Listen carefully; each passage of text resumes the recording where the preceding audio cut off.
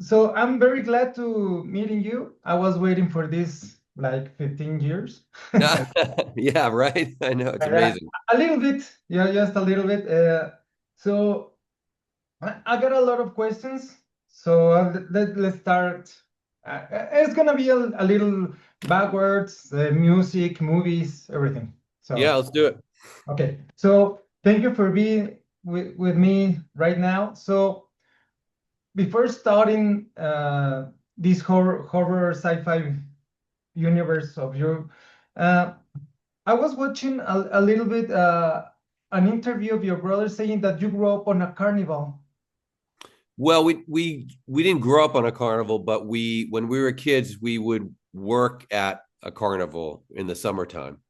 So we grew up in a small town in Massachusetts. And when we were young, our parents would work at the carnivals in the summertime, and we would go do that. So it seemed very normal to us as kids, but now looking back, it's pretty weird, pretty strange, way to spend your summers for sure. And what do you do on the carnival? We would just, well, we didn't do much because we were kids. We would just hang out, but we would sell, uh, cotton candy and candy apples, and we would just go on the rides all the time. And my grandparents ran some of the gaming tents and things like that. So yeah, it was a family business, I guess. And well, you were not Dick Grayson, right? So you were just a kid. But when does the horror or sci-fi universe stay with you? Did someone give you an VHS, a movie, or too many or too much television that you watch that you say, I want to be there? Yeah, I mean, kind of all of that. Growing up, we, like I said, we lived in a small town. There wasn't that much to do. So we would just watch TV, movies, read comic books. Like that was our world. And yeah, and so, being a kid of the 70s and 80s, it was the time of, video stores, VHS. You would go into a store, you'd go straight to the horror sci-fi section. You would find the grossest, most disgusting artwork you could find, and you'd rent that one. And so it really was just becoming obsessed with that stuff and just spending hours and hours of the day watching and reading, and then music became a part of that as well, discovering bands like Kiss and Alice Cooper. And then I got heavily into like the punk rock scene, so I love punk bands. And so yeah, I mean, I don't know what it is that attracts somebody to that. I don't know why as a kid that was something that I loved, but I just think that it was the idea of escaping into a whole other world was like really appealing to me as a little kid. I just love to imagine that I was in Star Wars and I was a member of the Avengers and I was, running from Jason. Like it was just, some kids that doesn't appeal to them, but for me, it was always something that I loved. And are you obsessed with something in particular when you were a kid? Maybe one theme is because if I heard your music, I can see that you were a fan of Lost in Space, something like a little bit of Alien. And are you obsessed with something, or I maybe mean, but yeah, I later? mean, I think when I was young, I think like a lot of people my age, Star Wars just changed everything. I saw Star Wars when I was a kid. I'm old enough to have seen it when it came out. And that movie just, it blew my mind. I'd never seen anything like it. And it also created a situation where it made me interested in how movies were made, because it was the first time that you started to see documentaries and behind the scenes about how they did the special effects. And so to me that was such a big part of my life. And yeah, that led to Alien and all these other movies that came out after, and then going back and finding older stuff. And I always loved the original Star Trek, that series. And so I think definitely as a kid, Star Wars had huge influence on me in terms of opening up this world. Yeah. As two months ago, I had the opportunity to be with Linda Hamilton on the same room, Oh, nice. and she said that CGI is so boring. It makes people to be lame at everything because he started doing Terminator and everything Yeah. with real props. Yeah. So now that you're making movies, you have your special effects. For example, the little bites. Yep. The let's say the main character goes to like this way. So what is your opinion about the CGI on movies right now? Yeah. I mean, I love practical effects. I agree. I think the more you can do practically, the better.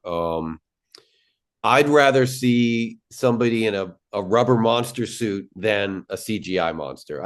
For me, I just, when I see too much CGI, I just stop paying attention. It's like watching a video game. It doesn't interest me. I mean, I understand that there are some things you need it for. You can't make everything practically. And then there are artists who do it, but they combine the two worlds, and that's an option too. The original Jurassic Park is a great example of taking practical effects and merging them with digital, and it's amazing. Um, but yeah, I'm old school. I definitely like real practical effects, real blood, real, and just doing it, and it's really fun too when you get to do that and you bring your effects team in and you get to create these real life effects right in front of you. It's exciting. Well, Gizmo and Stripe looks more real than the Avengers. So Yeah, I mean that's the thing. It's like, digital effects, I mean, as advanced as they are, there's really no movie you go other than maybe Jurassic Park. You always go back and they never look as good. You think it's great, and then you watch it 5 years later, and it's like this looks terrible. So, but a great practical effect is always great. Stuff from the '80s it still looks great. I went to Arizona years ago to the Rob Zombie's haunted houses, and you were the opening act. I was there. Oh yeah, that was a Yeah, long time ago. a very long time ago. But I think that was a very special moment for music fans of you of your brother. Do you went to that houses? Do you remember something about it? Because or maybe they transport you to the childhood when you were a little bit on the carnival. So for me, Lords of Salem was too much. Uh, uh I was like sweating and white as possible. But what are your memories from there? from yeah, I mean, I think that was an amazing time doing that show, and that you're right. I mean, and in general, Halloween time for us was always our favorite holiday. So we would love to go through haunted mazes and even as adults living in Los Angeles, we always go to Universal Horror, and there's so many things to do at Halloween time. So for Rob to create his own haunted universe was really special, and to be a part of it was so great. And it was such a fun night. And yeah, I just remember that night really fondly. And I wish he would do it again. I know he did it for a couple of years, but he stopped doing that. Yeah, yeah. It would be amazing. It was a very special location, also Yeah, very for in the sure. desert. So, uh, well, talking now to a little bit of music, you have released Abandoned Ship last year. So, but you have one song that catch me up. It's 1999 with the Yeah, Spice Girls reference. that's right. It's really cool, a really good song. So, do you believe 90s was one of your best decades in life? It's funny looking back on it. When it was happening, I didn't really think much about it, right? Because all this stuff's happening. You're having all this great success, and you're it's just your life happening in front of you. But now looking back, I realize how amazing it was and how special that time was.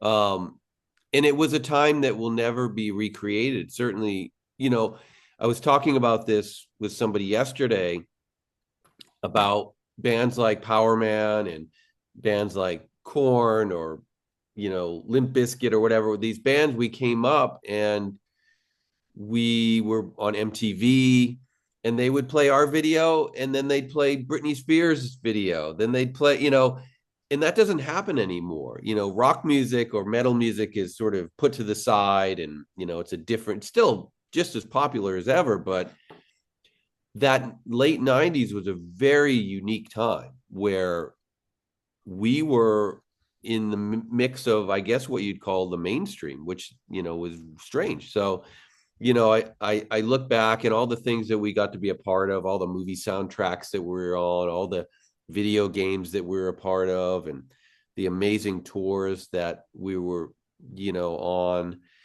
It wasn't long before that I was working at a record store, and I was stocking the shelves with bands like Metallica and Kiss and Ozzy Osbourne. And then a few years later, I'm on tour with them. It's amazing. Like, it's just, these are things in life that you have to really embrace because they don't happen very often for many people. So, for me, and I tell my new bandmates, because, I have new guys in the band, and I try to explain to them, it's not about the money. It's going to be about that you are experiencing a life that very few people get to experience, and like to appreciate that, because sometimes you don't, these things happen and you don't really appreciate it until later. And now I look back and I'm like, wow, man, I can't believe where this band has taken me, the places I've gotten to go, the people I've got to meet. It's really like a special thing,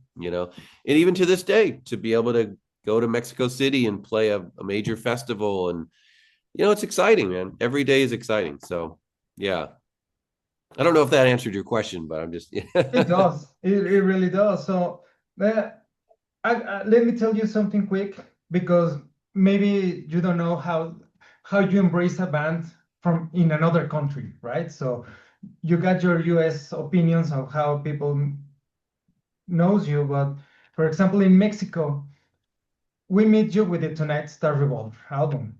right. And it was like we were teenagers, and they say, okay, you have to hear this because one guy had to be on US and bought the album because something happens, and you gotta listen to this because it drops Zombie's brother. You're gonna love it, but it's on outer space, right? Yeah. So it spreads the voice in every school and every kid and everything, because we don't have any internet on those days. We got the NASET CDs, and that was a technology that blows our mind. Remember that you had to put your CD and also had the video. So Yeah. Yeah. wow, we're on the future, right? Yeah. Yep. Uh, so for us was Tonight the Star Revolver breaking point, but for you, was it in a show that you say, okay, this is going to be big with us, or was just watching yourselves on MTV and start gaining attention of another people like the pop stars? Yeah. I mean, because it was a long journey to that point. I mean, we had been a band. I started the band in Boston, Massachusetts, and we were what you call a local band for 7 years, like just slugging it out in the clubs, playing in front of, and we built up a following in Boston. Then we put out some independent records, and then we finally got a record deal, and we put out our first album on DreamWorks, which was Mega Kung Fu Radio, which did okay, but it wasn't like a big hit or anything. And yeah, it wasn't until 1999 that Tonight the Stars Revolt came out. But even that record, when we finished it, the record label didn't really think very much of it. They were just like, not very good. So we thought, okay, well, we'll see what happens. And then the people spoke, people heard the song When Worlds Collide and made it a hit. So, when you have such a long journey, it's hard to have one moment that is a big moment, but certainly like for me, when the song started becoming the most requested song on the radio, that's when it clicked with me. I'm like, wow, like I'm in Los Angeles and we have the number one most requested song on the radio. And then we go to New York and it's the number one most requested. And then we go to Philadelphia, so that's when I started to realize, like, wow, like this is happening, but still, to me, I'm just me, right? I'm not famous. But I remember one day we were on tour and me and the band, it was a day off. So we decided to go to the mall, to go shopping. And we start walking around the mall, not thinking of it. And then I start seeing, a kid following us, and then another kid following us. And then suddenly we've got like 30 kids following us around the mall. And I think it was that day that I realized, like, oh, okay, life is different now. Like we can't just go to the mall anymore. Now I can. I'm back to being, but back then you couldn't do it. You would just, so that was like those moments that you realize that things have changed now. Yeah. Very interesting. Yeah, cool, great, thanks. Later on 2011, you made was copies, clones, and replicants, because I have it Yeah. here. Yeah. Uh, these are the covers. You got a Devo, you got Bowie, you got a Twisted Sister, all the bands that you said to me that maybe when you were on the record store, you were very happy. But do you have the opportunity to meet your heroes, and how cool is that? Because sometimes it's not good. Yeah. Right. No, I mean, I've met quite a few people that I grew up admiring. And luckily, everybody has been very nice to me. I know what you mean. Sometimes you don't want to meet your heroes because they're terrible people. But I've met, look, I grew up, like I said, I grew up a big punk rock fan. So, you know, um, when Johnny Ramone was alive, he was very good friends with my brother, and so I got to meet him. I got to meet Steve Jones from the Sex Pistols. I got, these guys, like I was scared to talk to them because these were people that I, as a kid just worshipped. So yeah, it's been interesting to meet your heroes. And the funny thing is now with making movies, that's happening with the movies as well. I get to put people in my movies that I grew up watching. In Little Bites, we have Heather Langenkamp, who played Nancy in Nightmare on Elm Street. And it's like, oh my God, like it's her.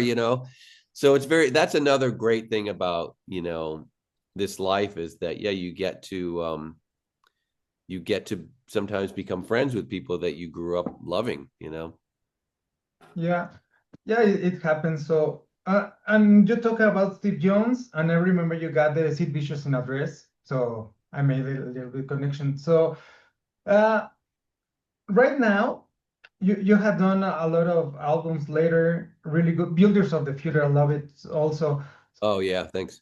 You got this kind of albums that are not like prog albums that had this storyline like that, like Pink Floyd and everything, but Sure. like operas. But your albums could be a little chapters, but I watch them as comics. Maybe maybe I'm too into comics, but have you ever thought doing a comic series about your albums? Yeah, I mean that's a good idea. Yeah, I've always wanted to do some sort of visual art in reference to some of the albums or songs. I think it would be great. I mean, people have approached me about doing comic books. I haven't done one yet, but I think that's one thing I definitely want to accomplish at some point in my life, is do some sort of graphic novel version of the Power Man universe. I think that would be very cool for sure. Yeah. Well, talking a little bit of the movies, you were on Dracula 2000 with Ultra Ah, Mega. yeah, Yeah, I'm very well informed, as you can you see. sure So, are. but do you remember those times with The Crow, Matrix, Spawn? Bands make songs for that album. Maybe they came out in single records, but you thought this would be for this album. Do you think? And right now you could see with the Marvel movies that is like a greatest hits of AC/DC and Guns N' Roses. Yeah. It's like that. It's not much complicated. Do you want to go back to those days, or maybe when you do in your movies to make specific songs and music for your own project like that? Yeah, I mean, maybe. I mean, I think, yeah, those days were fun, man, because there were so many. I feel like the movie soundtrack is a lost art with the songs, and back in the 90s, a lot of horror movies, a lot of action movies, we were on a lot of soundtracks because I just said to the label, I was like, just put us on everything. I wanted to be on everything. Um, but that was a special time because you don't really see that anymore. You don't see that kind of soundtrack put together. And I feel like it's time for that to come back, to sort of assemble a bunch of cool bands. And so if I ever make a movie that seems like it needs that, I 100% would love to do that. Sure. Have you ever thought to work with your brother in maybe a not a well, it could be a movie, and also a little bit question of why don't you make a cover of your brother on your album? You never thought. Ah, interesting. I never even thought about that. That would be me singing of that would be pretty good. He might kill me if I do it, but I don't know. Maybe I should do it. Yeah. You could do great. For example, Sick Bubblegum or Foxy Foxy are songs that Yeah. No, you're give it right. a I new could life. I could do it. Okay. I might Do work it, on that. Yeah, do good it. idea. Make him hungry. Uh, uh, just finishing. Which are three songs that you consider they could define your career to this day? Oh, good question. Well, I mean, look, obvious the easy answer is When Worlds Collide because that was a song that changed everything for us. I mean, that's our most well-known song. And it really did establish kind of a new direction for the band. So I mean, that definitely is one that I think is really central to this band. Um, Another song that's I think was really important was there's a song we have called Supervillain. And the reason why that song's important because before that album, the album is called Somewhere on the Other Side of Nowhere. It's probably my favorite POWERMAN record. Yeah, it's one of my favorite. If it might be my favorite record we ever done. But that record, before I made that record, I wasn't sure if I wanted to make music anymore. I wasn't sure. Maybe I was done. Maybe I was going to retire. And something funny happened. I went to Comic-Con in San Diego, which is, if anybody doesn't know, it's a big convention of comic books and movies and I went to it and I got so inspired. I looked around it was 100,000 people, that loved the things that I love. And I was like, these are my people, these are POWERMAN fans. And I got so inspired, I wrote that album. And I wrote particularly that song Supervillain based on my experience at Comic-Con. So that kind of got me back into being excited about the band and excited about music again. So that song too is very important. And yeah, I don't know. A third one, God, there's so many songs. I mean, if I could go back in time and think of I think the first song that I ever wrote for POWERMAN was a song called Even Superman Shot Himself, which is on the first album. So that would be very important because we kind of made it up on the spot. We went into a recording studio. We got some free time. We snuck in. It was like 2 o'clock in the morning. And we just started. I had these weird lyrics and we just started jamming and it kind of just turned into that song. So that was really the beginning of it all would be that song. So I think those three songs for sure. Awesome. And the last one, you're gonna be here for first time. We're excited. How do you make the set list? Do you go with everything that was rehearsed, or do you put interest in putting songs that you maybe in Mexico were most famous than in the US? So how Yeah, do I you? mean, I don't know. I don't know what people are going to be most familiar with. I assume, stuff from Tonight the Stars Revolt might be the most well known, but I don't know. Maybe there's some song that is popular there that I would never have known. So we're just trying to play the best set list we can, play the songs that I feel like work the best in a live situation. Some old, some new, but yeah, I try not to think about it too much. I just try to put together the most exciting set list I can. And fingers crossed that people like it. I don't know. We'll see. I hope You're gonna hopefully. love it. You're one of the most spectating bands in the fest. Are you gonna bring merch? Because I watched that on your website. You got a lot of t-shirts, but Yeah, I don't know if that's a great question because I haven't even inquired about what the merchandise situation is. So maybe I'll bring you a shirt. How about that? okay, thank you. So thank you for being with me, Spider. Was amazing time. Yeah, man. I Appreciate it. hope to see you there and on the new festival, New Revolution Festival, 31 May of Yes. May.